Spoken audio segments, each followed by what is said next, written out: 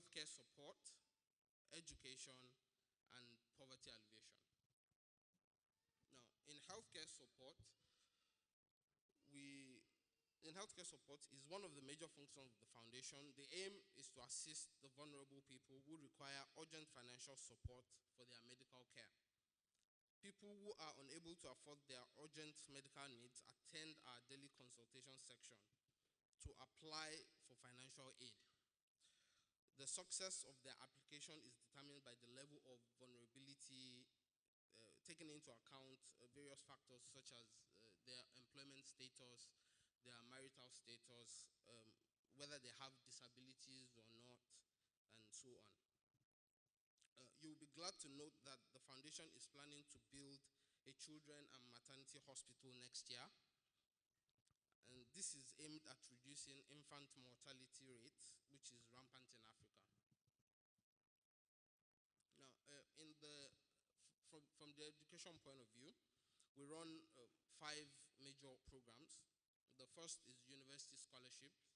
The foundation maintains the tuition and living expenses of several university students across Nigeria.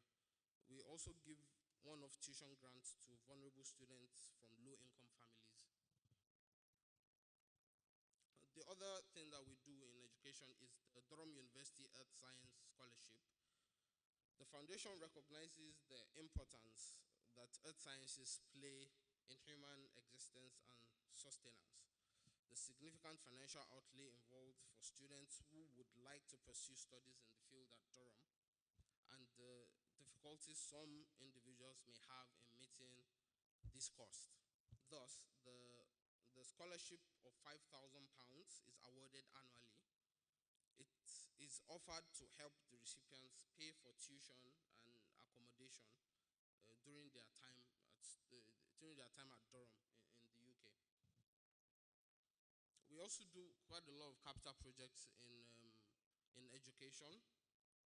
The foundation has taken a new approach to improve the standard of education in the community we work in. We aim to create model schools that can be replicated by wealthy philanthropists who are interested in improving the educational standards in Africa. Part of the model is Miriam Olabisi Oyawoye Children's Home, which was established to serve the needs of the less privileged, in particular children needing maternal attention and care. The other capital project is the Queen Jolade Preparatory School, which is established to guarantee children solid educational background, irrespective of their parents' financial status. Further education project includes the proposed model primary school, which is currently being built, Prince's College, and possibly a School of Geology and Mining. The other educational support we have in the foundation is of our Community School Sports Foundation. This focuses on inter-school sports competition between about 35 secondary schools of our community. The organization is the brainchild of Baba and currently being funded by the foundation. The aim is to use sports to communicate discipline to school pupils in Offa. It's also an avenue for students who have leadership ability and desirable sporting capability to display their talents as well.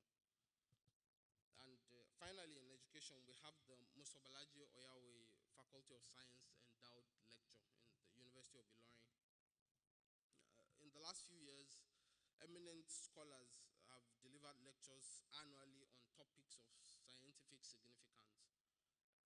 The aim and objectives of the public lecture are to inspire young people to science, first of all, which is the most important, and also to provide information on current global scientific developments and research, as well as to bring together scientists from various parts of the world for meaningful discussions on important scientific topics that is of national and scientific interest. Also, to showcase relevance of scientific research to social needs. And the third is the poverty alleviation programs. We we have about 6 of those. The first is of our city transport ventures. Now, of our city transport venture is popularly known as OCTV. It's a sustainable poverty alleviation program that involves procurement of tricycles by the foundation and then assigned to unemployed individuals. The terms and conditions for engagement require each benefactor to pay a small percentage of their daily earnings from running it. The full cost of the tricycle is paid in little over a year, after which the tricycle becomes theirs. The receivables are used to procure additional tricycles, which is then redistributed to other people who are unemployed. We have the pension supplementation, which involves helping selected retired individuals whose pension are insufficient to guarantee them a decent standard of living. The supplementation guarantees a monthly allowance from the foundation, the amount of which depends on their current needs and their previous standard of living. We also support unemployed widows. This section of the foundation cater for the unemployed widows. They are provided with small trading capital, which can guarantee a stable source of income. In some cases, additional grants may be provided depending on how well they did with the first one. We also help the old-aged and disabled without family support. Now, this program targets extremely vulnerable people who are unable to support themselves or to find anyone to support them financially. This group, mainly made up of elderly people, lack the support of maybe husband, children, or other relatives, commonly through death. They are provided with monthly allowance by the foundation. And we also do religious donation. We don't discriminate. We give to mosques as well as churches when they need it for a very good program that will possibly help the community. Now, we also offer general assistance. The foundation offers that to people that cannot be classified under any of our programs. We are always there to listen and help people if they feel the need. If we feel that the projects they are pursuing are in the interest of the community we work in. Now, the ambition of the foundation, it is a fact that the need to supplement the efforts of our government in increasing the social well-being is not limited to our immediate communities. Hence, we desire to do more. We aim to give more to even more beneficiaries. Our ambition is to increase our capacities and enable our reach across the African continent. Finally, on behalf of the entire member of staff of the foundation, as well as our beneficiaries, majority of whom are unable to be here today, please join us in thanking Baba for his service to humanity through the foundation.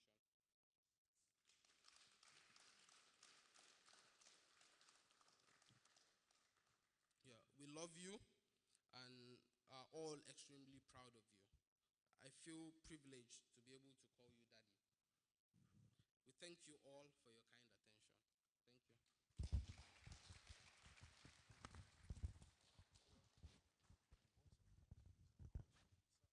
Thank you very much. A round of applause for Oyawoye.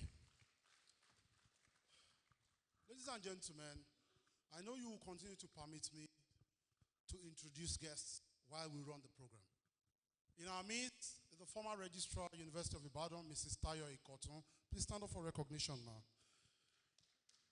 We also have one of Baba's students, Chief Wole Ariyo. Please stand up for recognition, sir. Baba, please stand up. Thank you very much, sir. We have in our midst one of Baba's earliest students, Professor A.C. Ajibade. Professor Ajibade, please stand up for recognition. Baba is there. Thank you very much. I must introduce to you Mr. Dan Abo. a former staff, Chevron Nigeria Limited. Mr. Dan Abo, please stand up for recognition, sir. Thank you very much, sir. And someone else who was also a student of Baba, and he just told me just a while ago that he is still Baba's student. And he's been a benefactor, following in the footsteps of Baba in continuous donation to the Department of Geology, Mr. Odediri.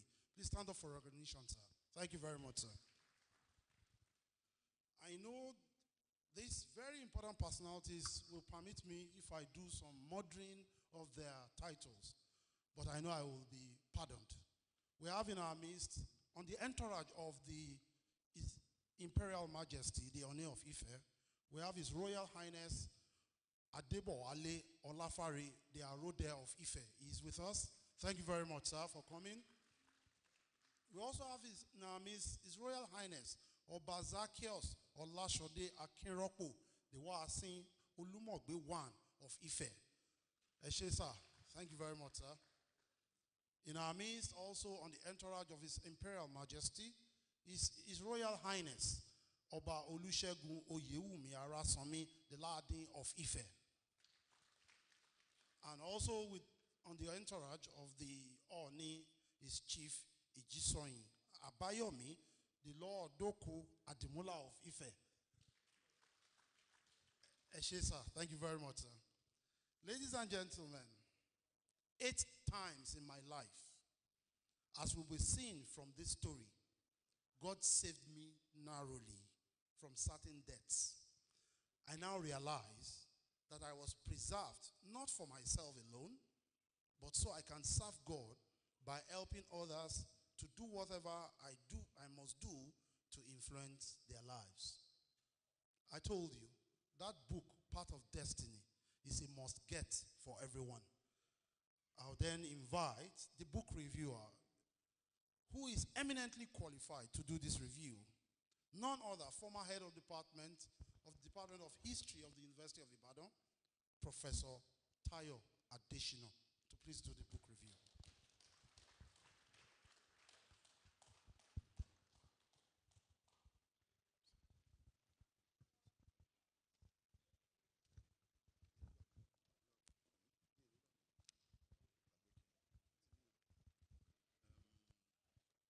The distinguished honoree of today, the distinguished chairman, Kabiesi,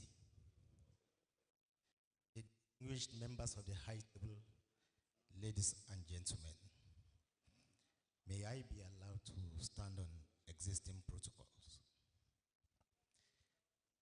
Distinguished ladies and gentlemen, we are here to understand the life of a consummate academic and a blue blood who carried in his veins the royal blood mixed from 4 crowned kingdoms.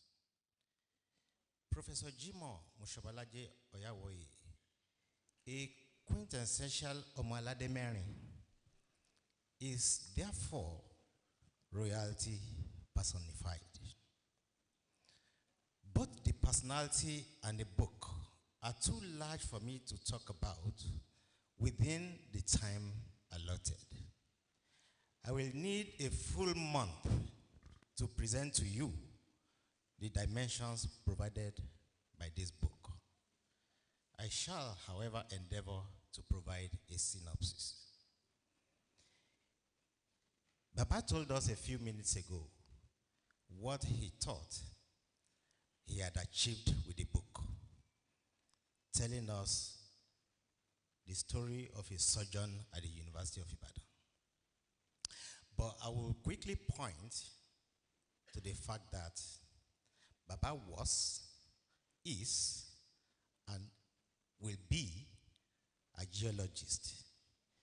He has entered into my discipline, which is history. So I want to plead that you allow we historians to help you understand your book. You have released an autobiography that is entitled Path of Destiny, an autobiography published in 2018 by Bookcraft, a deeply professional and advanced publishing outfit. Baba Oyawoye has created a useful and usable link between the past, present, and the future. His story is a rendition of the composition of selfhood and selflessness within personal and communitarian territories. Taken as its central principle, this book by an uncommon author has, in a very fascinating way, illustrated the resonant meaning of what it means to be an African child. In 14 chapters, spread over 540 pages, the book has told a clear story, well watered by a dedication page, a preface, acknowledgements, clear pictures, and 15 pages of expository appendices. The peculiar interest that this author had, and which I think has been well achieved, is for this book to serve as his autobiography. Yes, that's very clear. One that was set, and I'm quoting him now, within the account of a history, culture, and tradition, end of quotation. This self-imposed mandate he considered important for the next generation, and I want to quote him again, so as to fulfill their leadership responsibility through a better understanding of our history, culture, and tradition, end of quotation. But I can immediately attest to the fact that what has been designed solely for our youth within the well-known tradition of Oshoju Ebelofa, Oshoju Poroloko, has now gone beyond that realm to ennoble humanity beyond the boundaries of Ofa. This book has become the property of humanity. While the authorship is local, the ownership is now global. The didactic nature of history cannot be controverted. From my reading of the book, I came to a significant conclusion that the life of this man can be summarized in one sentence: the pursuit of perfection. The pursuit of perfection.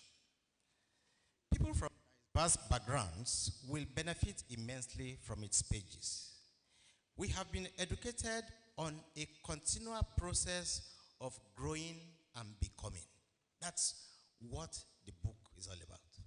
Growing and becoming. What are those experiences that helped you in your growing years? What have you become? Why have you become what you have become? And in becoming that, how are you allowing people, or how are you helping people to grow and become? We have now seen from the generations of scholars that he has helped to grow, that he himself internalized, transformed, and transferred the process of growing and becoming. That is very significant. There are people who grew but didn't allow others to grow. But this is not happening in his own case. I suggest here that the author has engaged in an important discussion about the various meanings and values attached to growing up in diverse cultures. What characterized the author's narrative is how to develop an attitude from within the individual, and how this can be extended to shape the wider world. He has just told us why he resigned. It's an inner thing. That thing has grown up to shape other issues and events, and that's one of the things significant about the book. Babajima Mosobalaje Oyawoye of the Anilelerin royal family of Ofa was sired through the union of Mogaji Momodu Babalola Oyawoye Akanwo Okin and Princess Celia Amoke Begilola Oyawoye. Significant examples are given to espouse the visions of life and living in this work. This work has given us clear insights into growing up and living in two distinct cultures, Africa and the Western world. Certain issues and values surfaced in the book.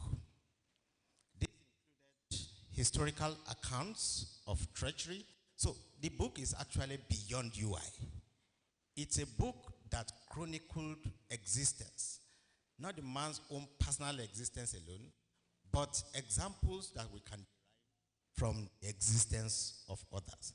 So the book, a close reading of the book would tell you about treachery, stories of succession and disloyalty, represented by an account of the experiences of Oba Alayeluwa Olubense and his sons that resulted in transfer of lines of succession to the throne through his female descendants.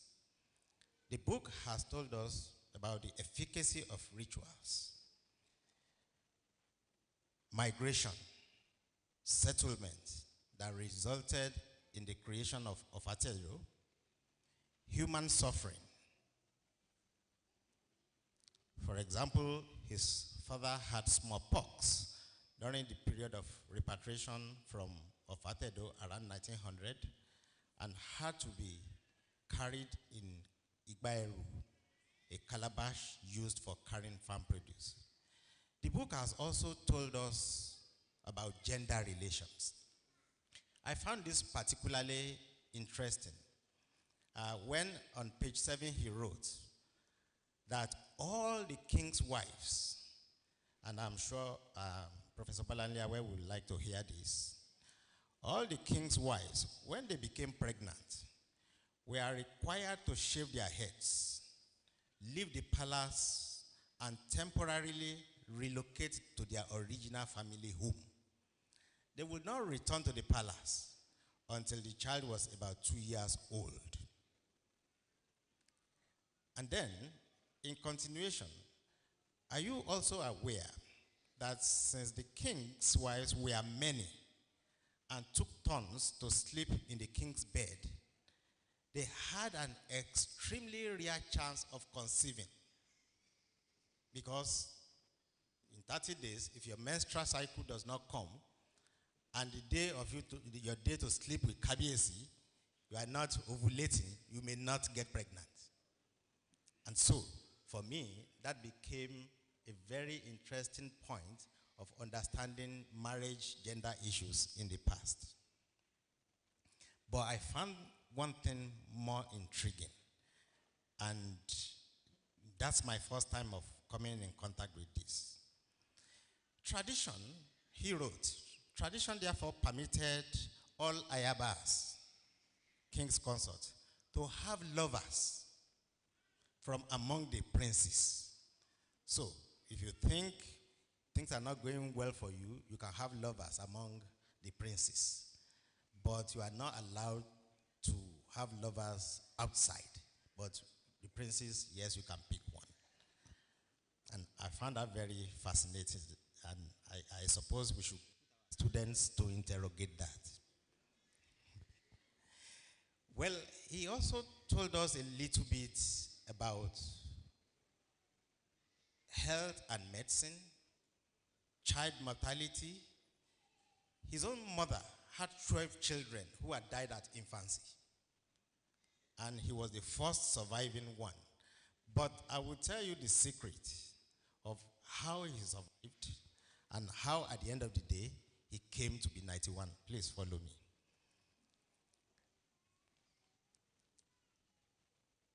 He told us about architecture. On page 14, he said none of the rooms in the women's wings at our palace had a window. That tells you the kind of architecture of the period.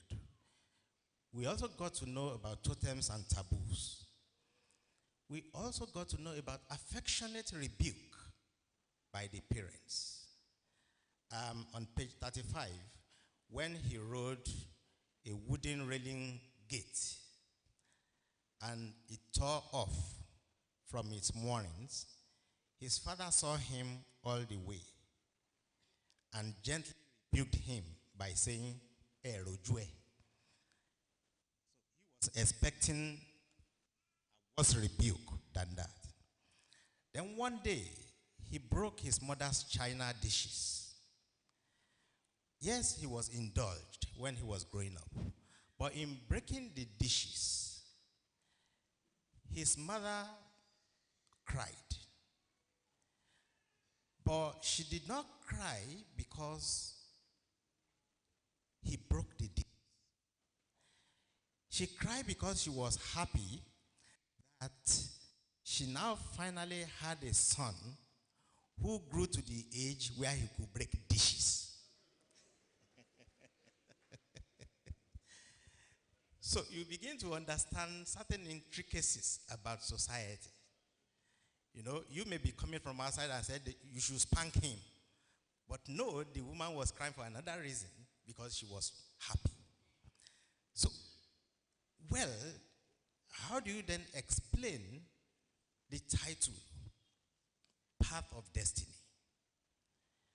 There were certain experiences and certain occurrences that the author detailed that could have ended his life. If he had lived in this day and age, only God knows what would have happened. Cases of clear indulgence manifested early in his life because of the blue blood running in his veins. His grandmother even protested when they wanted to send him to school. Why should a prince go to school? Why should? But eventually, when he went to school, his years of being pampered took over. When he was punished at school for a misdemeanor and his palm inflamed by a ruler cane, he demanded a change of school simply because he was caned. He demanded a change of school. He was overindulged. As a result of this, he was transferred from the Methodist school to St. Mark's School. He waited there only for a short time before he decided he did not like it there. It was he who was deciding. Perhaps he didn't like the face of the teacher. Say, today is my last day here. Tomorrow I'm going to another school. So you could see that faith had prepared him for where he was going. So in spite of all he did, he still went to university, became an international scholar, lived to an old age. You could see why the title Path of Destiny is justified. So, waiting at mass school for some time, he then transferred himself to St. Cyprian Catholic School. One day he absconded from the school because dictation, which he hated, was on the timetable that day. He then walked to Erinle railway station from where he took the train to his maternal grandmother at Ikirun. Can you imagine? Leaving school and you just decide, I want to go to Ikirun without telling anybody. He just hopped on the train and left. And so, but before he got to the house of his maternal grandmother, he climbed a tree and slipped. A dry twig pierced his thigh. Before he got to his grandmother's house, he had lost a lot of blood. It was not until the third day that words got to offer that he was with his grandmother at Ikirun. He could have been kidnapped. He could have died. But he did not. He's still here with us. In spite of his truancy, he was a precocious child. He completed the 3 infant classes in 1 year. We know brilliant boys, that's how they behave.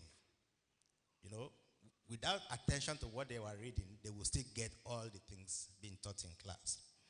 Taking you through his secondary school days and sojourn abroad will reveal a man with diverse experiences that shaped his outlook to life. The strict rules of boarding house shaped his relationship. His secondary school days at the Ibadan Grammar School were quite transformative, preparing him for the challenges of life. He became a scientist despite the fact that in his early years, his school had no science laboratory worth speaking of.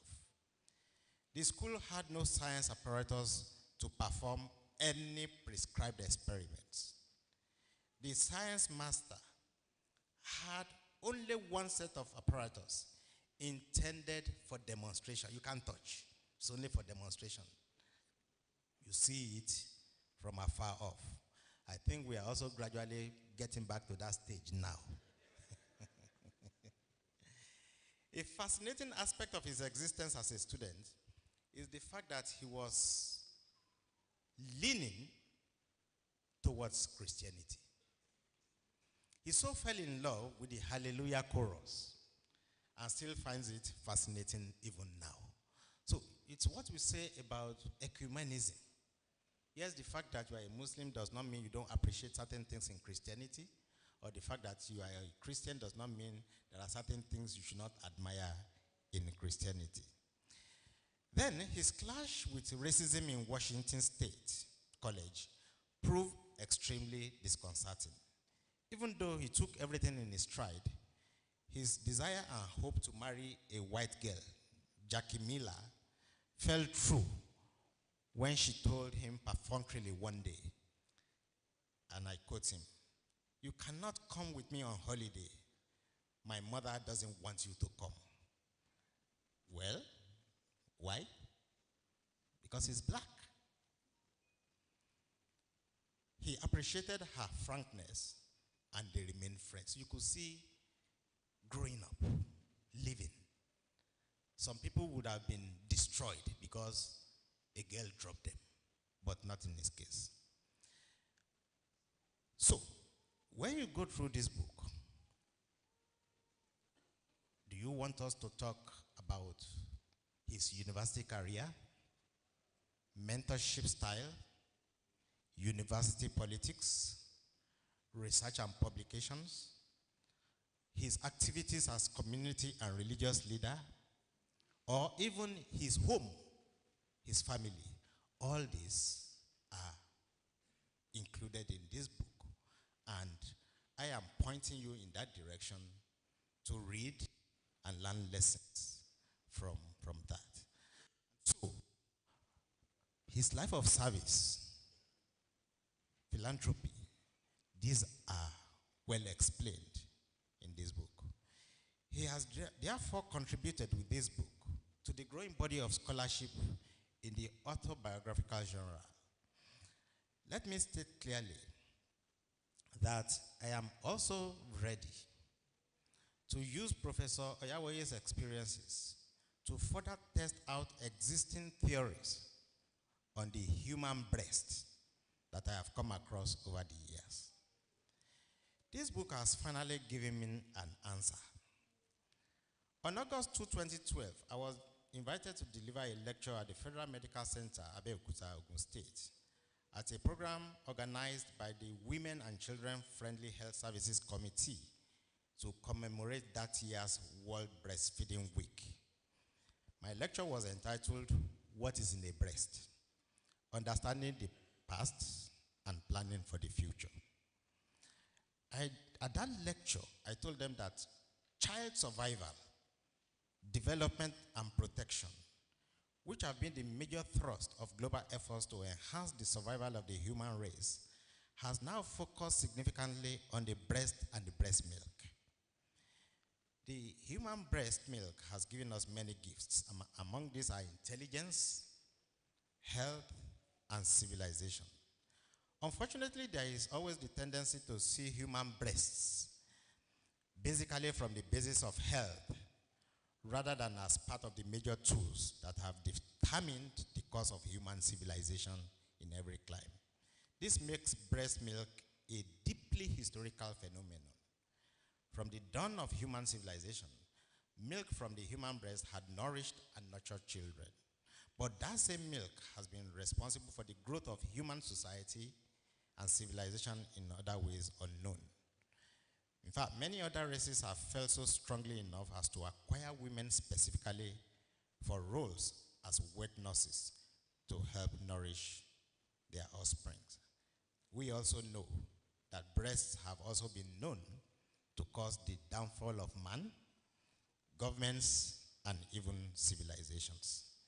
Today, I have come to understand that a breast can also lead to longevity. I developed that thesis from this book, but that still has to be subjected to both scientific and historical research. My position is that one of the most significant reasons that Professor Oyawoye has lived this long is that he sucked dry breast at a very tender age. He told us himself, and I quote him, at about the age of 3, she, that is his paternal grandmother, will carry me on her back, particularly on cold and rainy days. She even permitted me to suck her dry breast on demand. So, please do not go here. Do not go from here looking for dry breast to suck. Because you have passed the age that it can work for you. But this time around, it even has to be a dry breast from your own paternal grandmother. And this is even when taken at the age of 3, because he was 3 when he was taking that. So, he has lived this long because his path had been destined. And so, there is one significant lesson that we must learn from this book. This is an extremely valuable book for historians, sociologists, anthropologists, gender specialists, scholars of religion, because you will find examples of how religious crisis was averted in Offa. All those issues that are now recurring in different parts of the country. It is also good for culture scholars, and most importantly, university administrators. It's good for everyone. By way of conclusion, I must at this juncture tell you all one abiding lesson from this book. Professor Oyawoye proclaimed, and I agree with him, when he said on Roman page 15, and I quote him, all things are possible as Allah wishes. All things are possible as Allah wishes. Nothing can be achieved except as Allah permits. End of quotation. That was a profound restatement of the immanence of God. What lessons are we taking away from this? When you set goals and objectives for yourselves, remember to always put God at the center of it all. It is not a do or die matter. It is as God wishes. May God count us worthy to receive his bounties. I thank you for your attention. Assalamu alaikum. Alaikum salam wa rahmatullahi wa barakatuh. Distinguished book reviewer, Professor Tayo Adeshino. A round of applause for him once again. Ladies and gentlemen, while the review was going on, one of the very important personalities who was also here yesterday at the colloquium walked in. And that is none other than Mama herself, Professor Mrs. Ajakaye. Please, Mama, stand up for recognition, ma.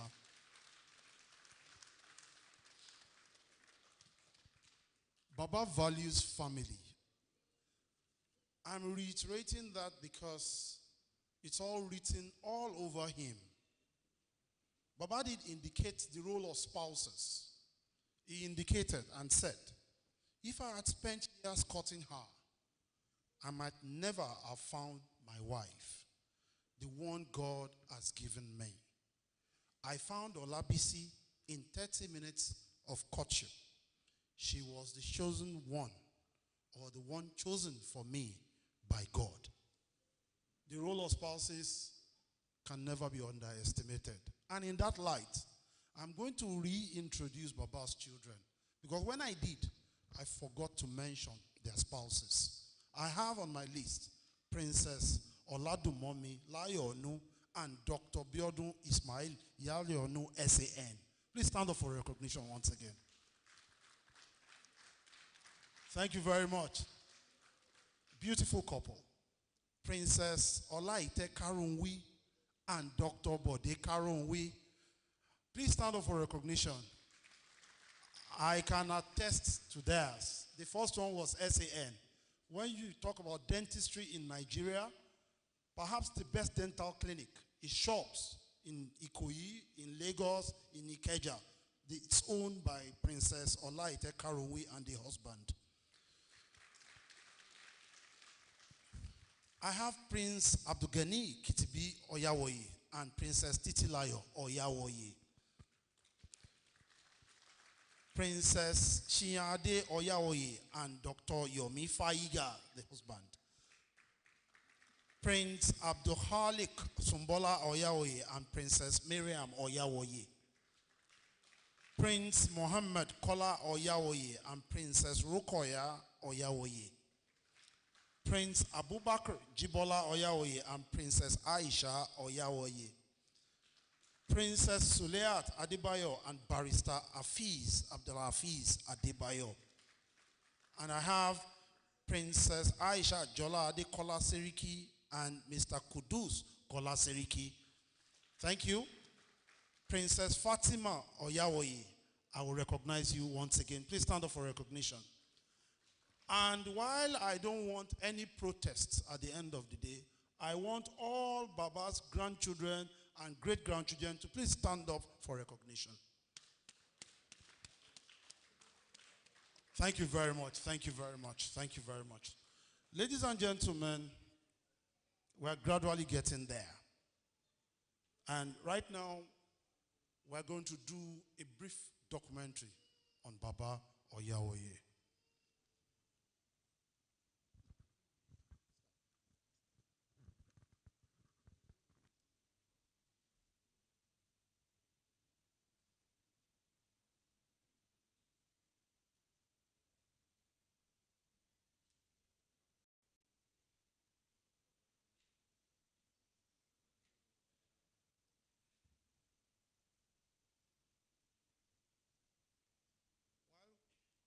While we're trying to do that, I would like to recognize the former chairman, University of Badu Council Committee on Security, Dr.